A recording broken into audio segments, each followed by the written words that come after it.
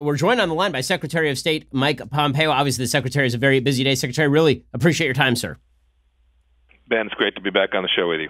So let's start by sort of going through some of the details of the Trump peace plan, the deal of the century. Obviously, you would expect the resistance from the usual points of view, but what are the actual kind of bare bones of the plan being presented by President Trump today? Ben, the president's taken on one of the longest challenges, toughest challenges in foreign policy, and it is the most detailed, most realistic plan ever presented. And what's important for everyone to know is there's now a live offer on the table. And this hasn't been the case before. A live offer on the table for the Palestinians to consider over a 4-year period. I can go through a bunch of the details for the first time. There's a plan that ensures Israeli security that's endorsed by the Israeli security establishment. Israel will be able to defend itself. It creates a viable path for the Palestinians to get a state conditioned on a reasonable set of milestones being achieved over a reasonable period of time. Jerusalem remains an open city under Israeli control and sovereignty inside the security barrier, and no change in the status on the Temple Mount. The status quo will be preserved there. We think this is a reasonable basis for the parties to begin to engage in a vision that can lead to peace and prosperity and security. Now, Secretary Pompeo, what the plan really represents for those who are knowledgeable about the region at all is a reflection of just basic realities on the ground. Jerusalem cannot be divided. There's no physical way to divide it. When it was divided in the past, before 1967, it was barred to entry for Jews as well as many Christians. The notion that Israel is going to dismantle major Jewish areas outside of the 1967 lines not only ignores Israel having an actual claim to that land. It's a disputed claim by the Palestinians, but they do have a legitimate claim. It recognizes that Israel is not going to dismantle cities that have tens of thousands of people living in them. It also recognizes that the Palestinians are not going to be abandoning the West Bank or Judea and Samaria or the Gaza Strip anytime soon. And it recognizes the security challenges that are faced in what is an extremely crowded neighborhood. The fact that there are so many people who are kicking back against the plan, I think, is recognition of the fact that people are unwilling to recognize realities on the ground, particularly with issues like the so-called right of return, this idea that suddenly Israel is going to allow millions of Palestinians to demographically settle in Israel and then vote for the dissolution of the state. Ben, what we tried to do and what the President Trump tried to do in this process is to take history into account and the reality on the ground as it stands today into account. And I think you just tick through half a dozen ways in which this plan does that.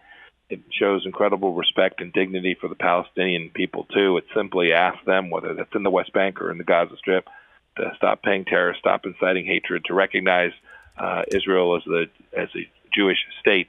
These are things that are fundamental, that are facts, that are unchanging, and delivers the possibility of a peaceful outcome. There's no one under this plan that will be required to uproot. No Israeli will be required to uproot. No Palestinian will be required to uproot. These are just recognizing fundamental facts, and we think presents a basis upon which to build. I know there'll be people that will push back, but what we've seen in the region so far to date is a lot of individuals who had an expectation for what they thought might be in the plan, realizing that this vision for peace and for the region is one that is worthy of consideration. Well, this is one of the things about the peace plan that I find so interesting is the fact that there are a bunch of Arab states that showed up, actually brought envoys to this event. Obviously, Oman, the UAE. There were several different countries that actually showed up who never in the past would have shown up for anything remotely like this. The Bahraini ambassador was there. That's right, correct, exactly. man. And that signifies a change in mindset on the part of many of the Arab states that have been dedicated for decades to the proposition that the Jewish state was simply going to disappear, suddenly recognizing that that is never going to be a reality.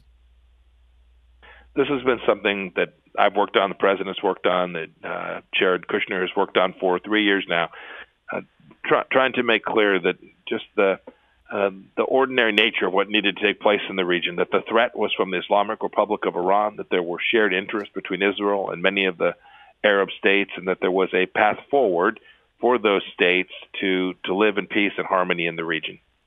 Now, meanwhile, quick note. The final question for you. The Palestinian Authority Chief Mahmoud Abbas has already said that he's rejecting the plan. That, of course, is not a surprise since the Palestinian leadership has rejected literally every peace plan ever presented to them, including incredibly generous offers in both 2000 and 2008. So what exactly is the future of the plan if the Palestinians don't decide to accept the plan and move forward with negotiations? In the end, the Palestinian people are going to have to make a decision about whether they want to continue to difficult challenges they face today with the absence of prosperity, the terrorism that exists, and the corruption that has existed in the region for a long time, or if they want to turn the page and deliver an outcome for themselves and for their children and their grandchildren that's better, a brighter future. That opportunity is now on the table. They don't have to do it today or tomorrow.